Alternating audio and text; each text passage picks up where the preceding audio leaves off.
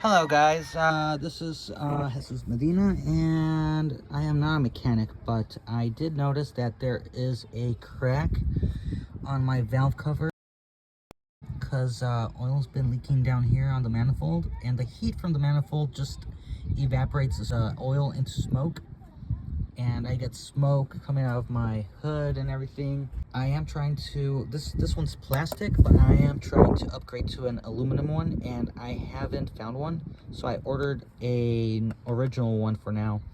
And I am gonna try and fix this crack that's back here. I'm gonna try and fix it with JB Weld. So let's see how that works. So this is what the JB Weld we're gonna be using today. It's supposed to be resistant to chemicals and liquids such as oil, and it has like a 4,200 or 300 psi resistance. So it seems like it's strong enough and it would do the job. The only thing that I am worried about is the heat. So we'll see what happens. I am gonna just I'm gonna follow the instructions and just mush it around till it's all the same color, and then I am gonna apply it on the crack and see if it holds. I am gonna have to wait 1 hour, and then I'll try to drive the car around and see how well it holds up. So I'll be letting you know how well this works. So I went ahead and cleaned the area with Purple Power industrial strength cleaner and degreaser, and the area seems a little bit cleaner now, and no oil. So I also sanded it down with a little sandpaper kit that I bought, and roughed it up really good. So I think you can see it right there a little bit. So it says to handle this with gloves, but I'm just using a plastic bag, and see how it's like two different tones. You're supposed to mush it around till it's all the same color, and then you can go ahead and apply it. And it dries like in 5 minutes, but it cures in about an hour. So I'm gonna go ahead and just mush it around like this till it's all the same color, and then I'll go ahead and apply it. Alright guys, I already applied the JB Weld all the way back here. I hit it with some sandpaper, roughened it up a little bit after I degreased it, and I applied on the area and around.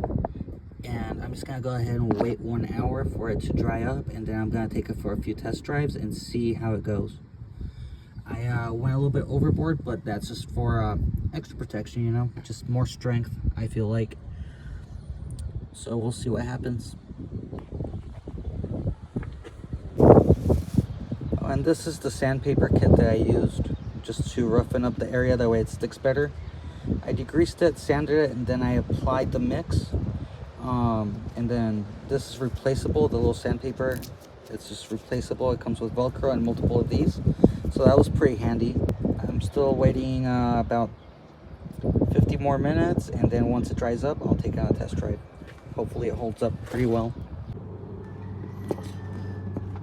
Well, that's definitely dry. It feels like drywall.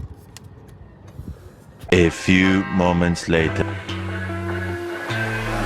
What you know about rolling down in the deep? When your brain goes numb, you can call that mental freeze. Alright guys, I'm back for my 15-minute drive. Everything went well, it accelerates well. I just feel better response time. And this stuff doesn't look like it's leaking at all. No smoke or anything, so that fixes the problem. I'll keep driving it around, and if that stops working, I'll be updating on that. It looks like it's working for now till the new valve cover comes in, and then I'll just replace this, and just clean it up a little bit over here. Other than that, I'm pretty satisfied with the results, and all I spent was on the JB Weld, that was like $9. The degreaser, that was like $3, and then the sanding kit, that was like $5.